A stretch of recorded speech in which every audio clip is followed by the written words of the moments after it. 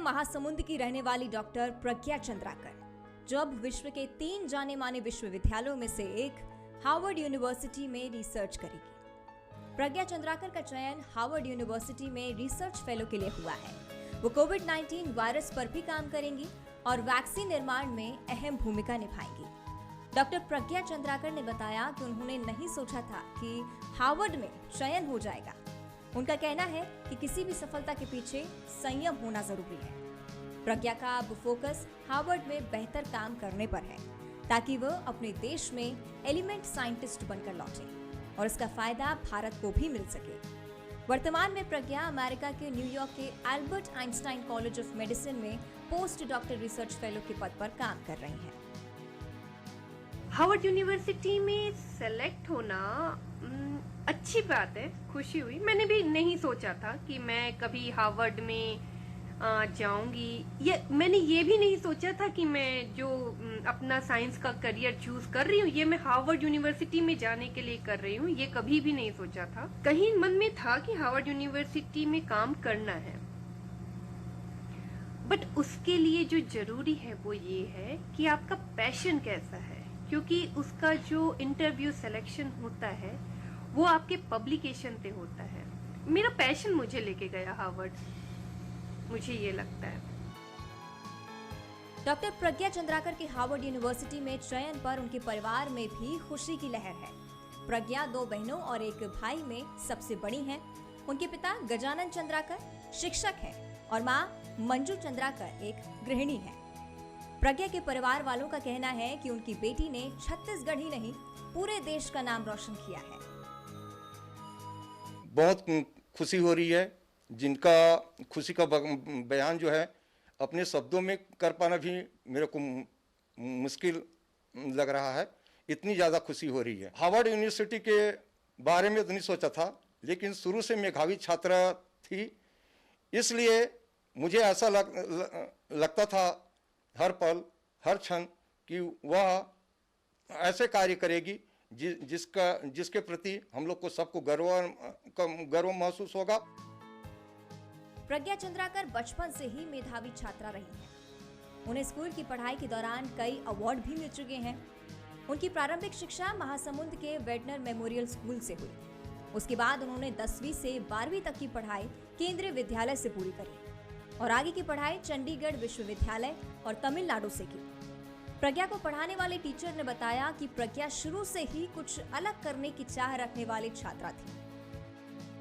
जिस क्लास से मैंने उसको पढ़ाना चालू किया, वहाँ पर पहले दिन जब मैं क्लास लेने गया था, तब मुझे सबसे ज़्यादा इम्प्रेस प्रज्ञा चंद्राकर ने किया था। और 2-4 दिन बाद मैंने उससे पूछा भी कि बहुत अच्छा पढ़ाई करती हो, एम क्या है? तो उसने बोला, सर मेरा एम बहुत बड़ा है, शायद मैं उसके लिए बहुत मेहनत करना चाहती हूँ और मैं एक साइंटिस्ट बनना चाहती हूँ। जाहिर है कि ये प्रज्ञा की मेहनत और लगन का नतीजा है कि जिसके बूते पर उन्होंने हार्वर्ड में रिसर्च करने का मौका मिलेगा। साथ ही प्रज्ञा उन लोगों के लिए भी एक मिसाल है जो ये सोचते हैं कि सफलता के लिए तमाम सुख सुविधाओं की जरूरत होती है, लेकिन प्रज्ञा ने ये साबित कर दिया है कि दिल में अगर कुछ कर गुजरने का जज्बा हो तो रास्ते खुद ब खुद खुल जाया करते हैं और संसाधनों का अभाव होते हुए भी राहें मंजिल तक पहुंचा देती हैं। नमस्कार, स्वागत है आपका। मैं हूं अभिषेक शुक्ल।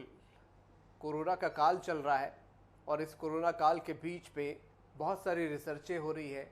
वैक्सीन से लेकर तमाम चीज़ों पर, मेडिसिन पर काम हो रहा है।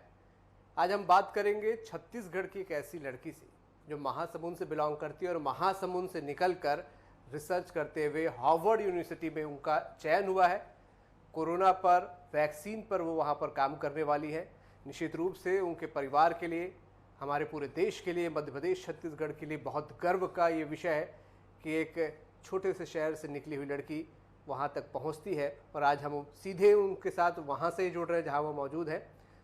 बात करेंगे और जानने की कोशिश करेंगे कि आखिरकार वहाँ तक वो पहुँची कैसी उनकी जर्नी रही, क्या वो वहाँ पर काम करने वाली है। मुलाकात करते हैं महासमुंद की प्रज्ञा चंद्राकर जी से। प्रज्ञा जी, बहुत बहुत स्वागत है आपका।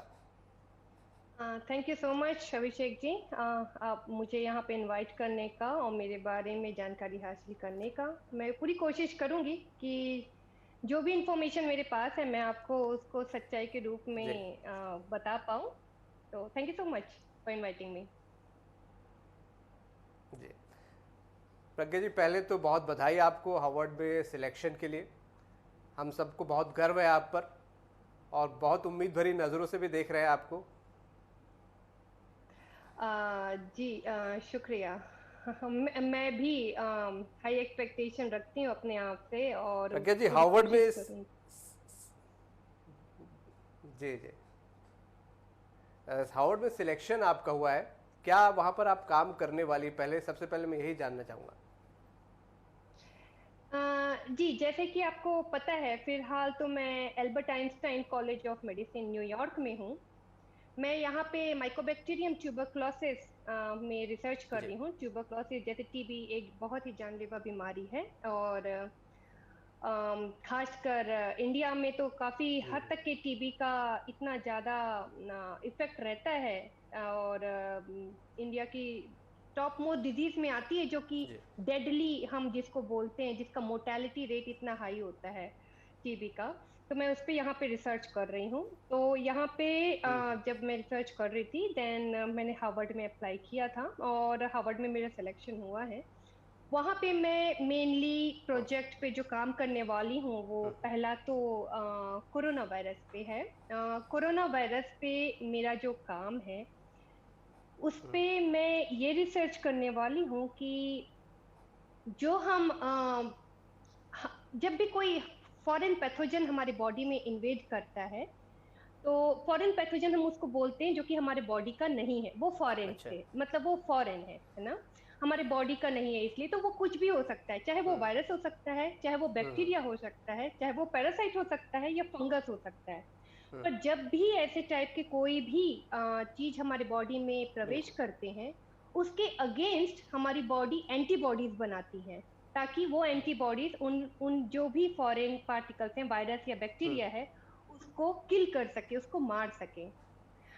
तो जो कोरोना वायरस जब हमारे बॉडी में एंटर होता है तो जो एंटीबॉडीज प्रोड्यूस करने वाली जो सेल्स होती हैं हमारी बॉडी की, सेल्स को बोलते हैं हम हिंदी में कोशिकाएं। तो ये जो कोशिकाएं होती हैं ये इसको हम बी सेल्स बोलते हैं साइंटिफिक जी जी लैंग्वेज में। तो ये जो बी सेल्स एंटीबॉडी बनाती हैं, ये कोरोना वायरस इस एंटीबॉडी प्रोडक्शन को किसी भी तरीके से हैम्पर करता है, डिस्टर्ब कर देता है, जिसके कारण हमारी बॉडी उतनी एग्रेसिवली जो उसको एंटीबॉडी बनाना चाहिए वो नहीं बना पाती है। तो इसका क्या मैकेनिज्म है इसके पीछे, ऐसा क्यों हो रहा है, क्यों हमारी बॉडी एंटीबॉडी बनाने में असक्षम हो रही है, कोरोना वायरस ऐसा क्या हमारे बॉडी के अंदर जाके कर रहा है कि एंटीबॉडी प्रोडक्शन कम हो जा रहा है, जो नेचुरल बॉडी की क्षमता है जो हमें मिली है देन में, उस पे मैं रिसर्च करूंगी। और जिस दिन ये हम जो जब ये जी फैक्ट हमारे सामने क्लियर हो जाएगा कि प्रॉब्लम कहाँ पे आ रही है, तो हम उसका सॉल्यूशन ढूंढने में काफी हद तक के सफल हो सकते हैं। जी। तो ये मेरी कोशिश रहेगी सबसे पहले कि प्रज्ञा जी, इसका क्या कोई टाइम ड्यूरेशन होता है कि इतने समय तक रिसर्च के बाद खुद फाइनल रिजल्ट तक आप लोग पहुंच पाएंगे? जी, पहले तो बेसिक बायोलॉजी का जो रिसर्च होता है उसका एक टाइमलाइन हम सबसे पहले इसकी इन विट्रो टेस्टिंग करते हैं। In vitro in the sense lab condition में इसकी टेस्टिंग की जाती है, ठीक है। इसके बाद इसको हम एनिमल मॉडल में टेस्ट करते हैं। वंस इसका एनिमल मॉडल में एक हमें अच्छा रिजल्ट मिलेगा कि हाँ ये जो हमने जो भी हमारी फाइंडिंग्स है, इन विट्रो फाइंडिंग जो लैब में जो फाइंडिंग हुई है, इसको हम प्रूव करेंगे कि एनिमल में भी ऐसा हो रहा है जो कि ये जो फाइंडिंग्स हमारी सिमिलर वे में जा रही है।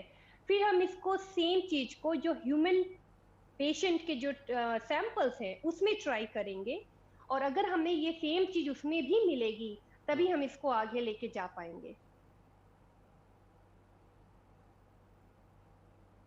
बिल्कुल। प्रज्ञा जी, वहाँ पर अमेरिका में हमने देखा है थर्ड वेव आ चुकी है। किस तरीके से थर्ड वेव से वहाँ पर जूझा गया या कोरोना से? हमारे यहाँ भी सेकेंड वेव ढलान पर है, थर्ड वेव बताया जा रहा है कि और ख़तरनाक हो सकती है। क्या इस संबंध में कुछ आप बता पाएंगे? जी देखिए, यहाँ की जो वेव थी वो इतना प्रोमिनेंट नहीं था जिस तरीके से इंडिया में है। बिकॉज यहाँ की जो वैक्सीन स्ट्रेटेजी जो गवर्नमेंट ने अपनाई थी, इसके अगेन मैं दो पहलू की बात करूंगी। अमेरिका का जो पॉपुलेशन है that is not that equivalent two of course India का। तो पॉपुलेशन कम होने की वजह से यहाँ पर जो वैक्सीन स्ट्रेटेजी है जी। वो काफी अच्छे तरीके से काम कर पाई। तो हमें जो वैक्सीनेशन, क्योंकि हम तो जैसे इंडिया में फ्रंट लाइन वर्कर्स को वैक्सीन देना शुरू किया गया, हमें वैक्सीन मिलना शुरू हो गया था from the end of November, from the दिसंबर। तो दिसंबर में हमें वैक्सीन मिलना शुरू हो गया था। और जी। जहाँ तक अभी न्यूयॉर्क स्टेट की बात है, मैं बात करूँ यहाँ पर, तो हम अराउंड 70% ऑफ द पॉपुलेशन को वैक्सीनेटेड कर चुके हैं। तो जब 70% ऑफ द पॉपुलेशन वैक्सीनेटेड हो गई है तो इसका मतलब जो जी। भी हम देखिए, वैक्सीनेशन का मतलब आप समझते हैं राइट? वैक्सीनेशन ये है कि अगर मुझे वैक्सीन लगा है तो मैं कोविड, अगर मुझे कोरोना वायरस होगा तो उसका जो प्रभाव होगा मेरे ऊपर वो कम होगा। मैं ये तो नहीं बोलूंगी कि पूरी तरीके से सेफ होगा। सेफ्टी का तो जो मेजर है वो कंपनी 90% बताती हैं, 95% बताती हैं, बट हम उसको अगर लगभग मान के चलें तो इट इज अराउंड, अगर 80% भी है तो 20% की गुंजाइश रहती है हमारे पास। इसीलिए जो ये वैक्सीन है this is not FDA approved, right? दे एक डिफरेंस है, ये इमरजेंसी अप्रूव्ड वैक्सीन है। जब हमें वैक्सीन मिलता है तो उसमें लिखा रहता है दिस इज नॉट द जी, जी, बिल्कुल। FDA approved vaccine, this is emergency approval के लिए इसको मिला गया है, इसलिए इसमें कोई गुंजाइश है 20%। बट अगर मुझे कोरोना वायरस होता है और मुझे वैक्सीन लगा है तो इसका प्रभाव कम होगा हमारे ऊपर। पर इसका मतलब ये नहीं है कि मेरा वायरस किसी ठीक। जो इंसान जो कि जिसको वैक्सीन नहीं लगा है मैं उसको वायरस नहीं दे सकती। मैं उसको दे सकती हूँ, आराम से दे सकती हूँ।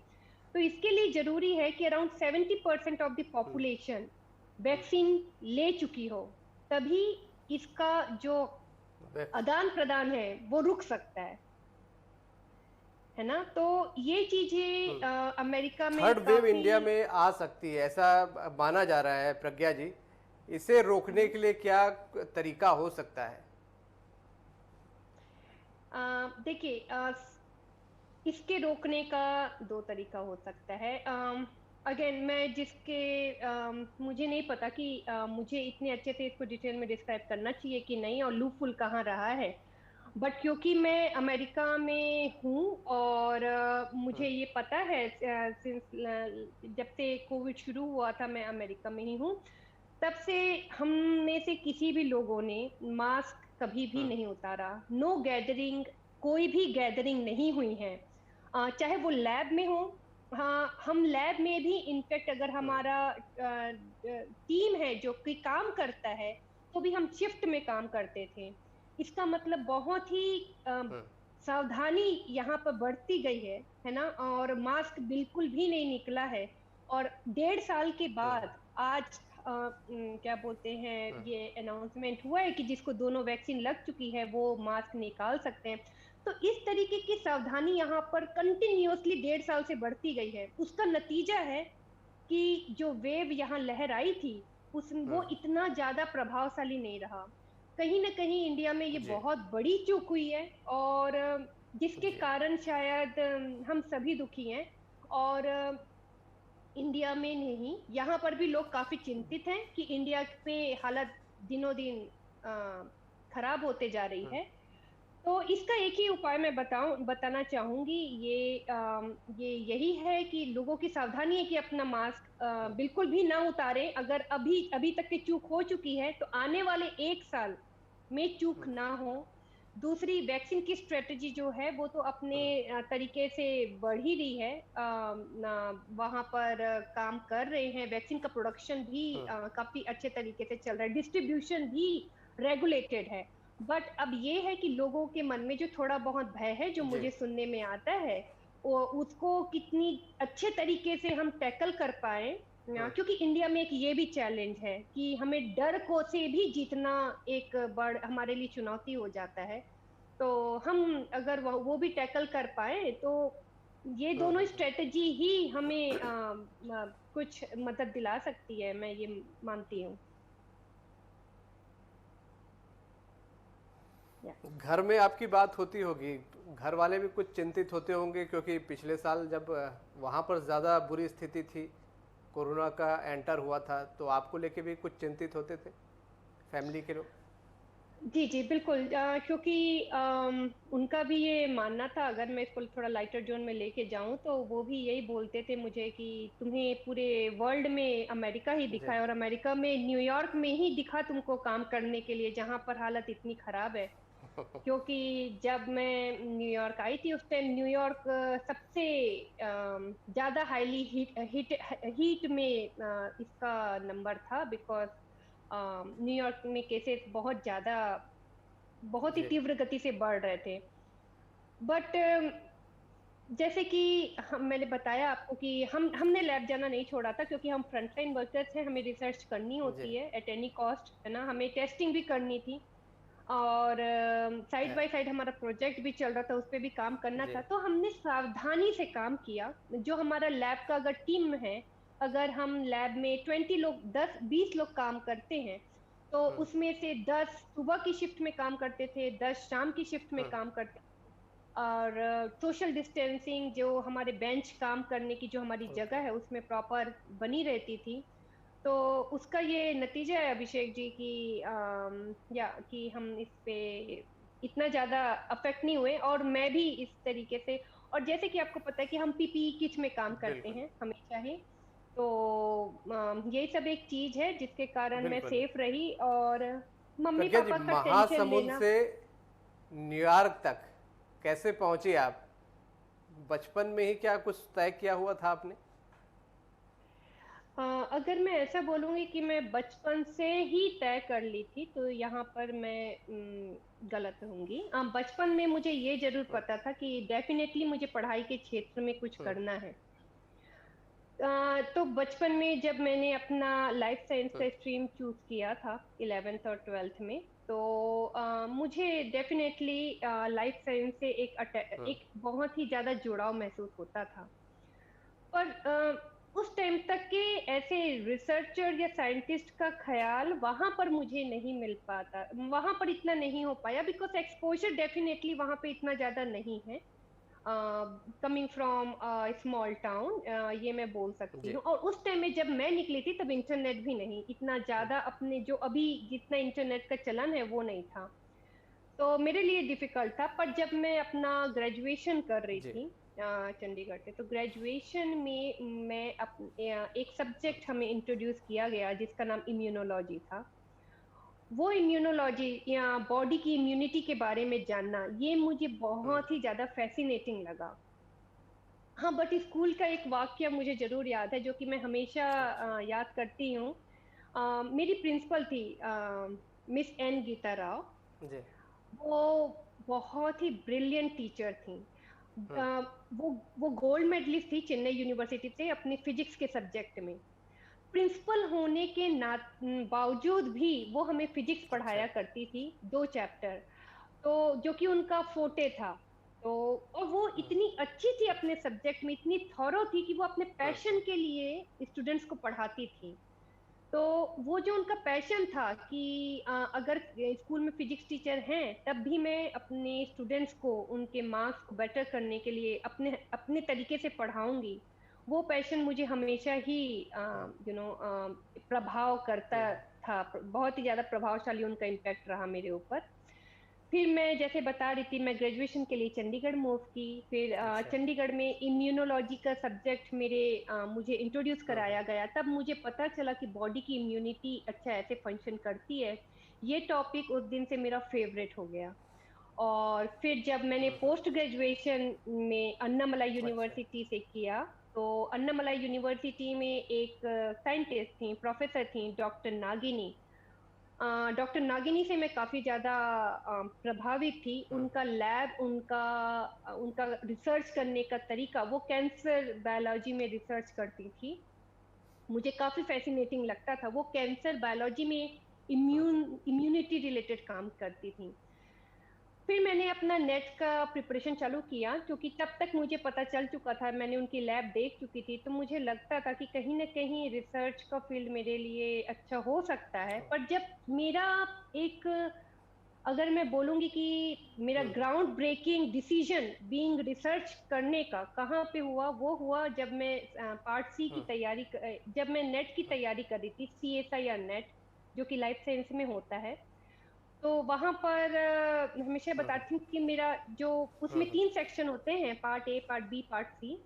तो जो पार्ट बी का सेक्शन होता है वो थ्योरेटिकल सेक्शन होता है, आपके नॉलेज को उसमें टेस्ट की जाती है। वो मेरा इतना ज्यादा स्ट्रांग नहीं था। अच्छा। बट जो पार्ट सी का जो सेक्शन होता है, जिसमें आपको अच्छा। सोच के किसी भी चीज का आंसर देना पड़ता है, आपको एक हाइपोथेसिस दी जाती है, एक इमेजिनरी हाइपोथेसिस दी जाती है कि आप सोचिए कि ऐसा हो रहा है, आपको क्या लगता है कि ऐसा हो पाएगा। तो वो जो सोचने की जो क्षमता है ना, वो मेरी इमेजिनेशन पावर, मुझे अ, इस दौरान पता चली कि मेरा पार्ट सी काफी ज्यादा स्ट्रांग था। हमें 75 क्वेश्चन में से 25 क्वेश्चन बनाने पड़ते थे पार्ट सी में, और मुझे आज भी याद है कि मेरे 25 में से 25 सही थे, और मेरे 100 मार्क्स उसी में ही आ गए थे नेट के दौरान। तब मुझे अच्छा। पता चला कि मेरे सोचने की क्षमता अरे वाह। थोड़ी अच्छी है। और ये मेरे दोस्त भी बोलते थे, क्योंकि वो पार्ट सी का मेरा इतना अच्छा हाई स्कोर हमेशा ही रहता था। फिर मैंने अपना रिसर्च स्ट्रीम चूज किया। मैं उसके बाद CSIR नेट में थ्रू मैं अपना PhD में एंटर हुई। PhD मैंने अपना central drug of research institute of India से किया, विच इज CDRI। ये एक CSIR का लैब है, लखनऊ में स्थित है। ये जो लेबोरेटरी जी। है, इसमें बहुत से डिपार्टमेंट हैं, दे ऑल वर्क टुगेदर, ताकि इंडिया को बहुत ही बेहतरीन ड्रग्स मिल सके डिफरेंट डिजीज में। यहाँ पे मेरे मेंटर थे doctor ji. Sushanta Kar. He is an eminent scientist, बहुत ही इंटेलिजेंट हैं। वहां पर एक्चुअली जब मैं गई तो क्योंकि अगेन मेरा एक्सपोजर इतना ज़्यादा नहीं था, पर वहां जाके मुझे मैं जब उनसे, जब मेरी मुलाकात हुई और मैंने बताया कि मैं ऐसा करना चाहती हूँ, साइंस में मेरे परसेप्शन साइंस को लेके ये है, उन्होंने भी मुझे कुछ चीज़ें बताई। तो उन्होंने मुझे ये बताया कि जो कि मुझे अच्छा। शायद मेरी दिशा और दशा उस दिन से बदल गई थी। तब तक तो मुझे लगता था कि मुझे साइंस करना है अच्छा। और पब्लिकेशन और रिसर्च करना है, बट उन्होंने मुझे गुड साइंस की अहमियत बताई। उन्होंने मुझे बताया कि प्रज्ञा, हम साइंटिस्ट हैं, और जहाँ तक मैं सोचता हूँ मुझे गुड साइंस करना है, एक पैशन के साथ साइंस करना है। वो पैशन जो कि खत्म ना हो जब तक कि कोई भी क्वेश्चन का आंसर ढूंढा ना जा सके। और उस दिन मुझे गुड साइंस की अहमियत पता चली उनसे, अच्छा। और मैं उसी प्रयास में हूँ। अगेन मैं बोलूंगी, गुड साइंस जो होता है वो न पद प्रतिष्ठा न पैसे के लिए की जाती है, वो अपने पैशन को चेज करने के लिए की जाती है, अपने ड्रीम को। एक अनकहा सा जो क्वेश्चन एक साइंटिस्ट उठाता बहुत है अपने अच्छी बात जीवन बोली में, आपने। अम, एक क्वेश्चन हम अपने जी। लाइफ में रेज करते हैं कि आखिर ऐसा क्यों हो रहा है, और वो क्वेश्चन का जब तक हम आंसर ढूंढ नहीं पाते, हमारी रातों की नींद शायद कंप्लीट नहीं होती है। कई रात ऐसी होती है जब हम सो नहीं पाते हैं। और और एक चीज और भी मैं बताना बिल्कुल। चाहूंगी कि रिसर्च का तो फील्ड प्रज्ञा जो जी, है वो, ये रिसर्च जो आपको मिला है, जी जी बिल्कुल, बोलिए बोलिए। जो हाँ। रिसर्च का फील्ड होता है ये बहुत ही तकलीफ भरा तो थोड़ा होता है, क्योंकि आप अगर 100% एक्सपेरिमेंट करते हैं तो इसमें सक्सेस का रेशियो जो है वो बहुत कम होता है। अगर आप 100 एक्सपेरिमेंट करते हैं तो आप ये सोचिए कि 20% ही उसका आपको सक्सेस मिलेगा। तो वो 20% सक्सेस मिल रहा है, उसमें भी वो जज्बा बनाए रखना कि एक दिन ये पूरा होगा, वो बहुत जरूरी है। तो यही मैं बताना चाहूंगी कि रास्ता कठिनाई भरा है, जी। बट जो खुशी होती है ना वो, प्रज्ञा जी, मैं ये पूछ रहा था, रिसर्च कंप्लीट करने के बाद क्या फ्यूचर के लिए सोचा है आपने? इंडिया वापसी आपकी होगी, और होगी तो कैसा, क्या सोचा है कुछ? जी ये तो बिल्कुल सोचा है कि मैं इंडिया वापस आऊंगी। जब जिस दिन मैं अपना देश छोड़ रही थी, उस देश से मेरा उसी दिन ही एक बहुत ही बड़ा प्रॉमिस था। मेरे लिए भी देश छोड़ना इमोशनल मूवमेंट था। बट मैं जब छोड़ रही थी अपने कंट्री को, तो मैंने उससे बोला था कि मैं वहाँ सीखने जा रही हूँ, और जितनी भी इनकी बेस्ट टेक्नोलॉजी है और थॉट प्रोसेस है, मैं वो सीखूंगी। बहुत ही अच्छे तरीके से सीखूंगी जितना मैं सीख पाती हूँ, और मैं वहाँ एक हार्ड वर्क करने की कोशिश करूंगी। बट उसके बाद मैं लौट के इंडिया आऊंगी और फिर मैं इंडिया के लिए काम करूंगी। क्योंकि देखिए, हम अपना देश छोड़ के आते हैं, बट मूल रूप से हम हमारे देश के निवासी हैं। हमारे देश ने हमारे पीछे आ, इतनी 30 साल, जब में हम यहाँ पे आए हैं, तो 30 साल तक हमें हमारे देश ने बड़ा करके दिया है। ये जो थॉट प्रोसेस मैं बोलती हूँ, और ये सब मुझे मेरी कंट्री ने दिया है, तो मैं इसको मेरे देश में ही जी। यूज करूंगी फाइनली आके। शायद आज से 5 साल बाद, पर मैं आऊंगी जरूर, बहुत अच्छी बात और है। मैं वहाँ पे काम करूंगी। बिल्कुल, बहुत शुक्रिया प्रज्ञा जी हमारे साथ जुड़ने के लिए, और हम बड़ी बेसब्री से इंतज़ार करेंगे आपके हमारे देश लौटने का, और आपने जो बहुत सारे ज्ञान वहाँ से बटोरे होंगे उनका फ़ायदा हमारे देश को मिलेगा। आप जिस रिसर्च में जा रही हैं उसके लिए बहुत सारी शुभकामनाएं आपको। हमसे बात करने के लिए बहुत बहुत शुक्रिया प्रज्ञा जी आपका। तो हमारे साथ प्रज्ञा चंद्राकर जी थी। महासमुंद से निकलकर तमाम बाधाओं को पार करते हुए हार्वर्ड यूनिवर्सिटी में चयन हुआ है। कोरोना पर रिसर्च करेंगी, वैक्सीन पर रिसर्च करेंगी, और सबसे बड़ी बात, तमाम ज्ञान बटोर कर वो अपने देश वापस लौटकर अपने ज्ञान को अपने देशवासियों के साथ शेयर करना चाहती हैं। खास पेशकश में इतने। नमस्कार।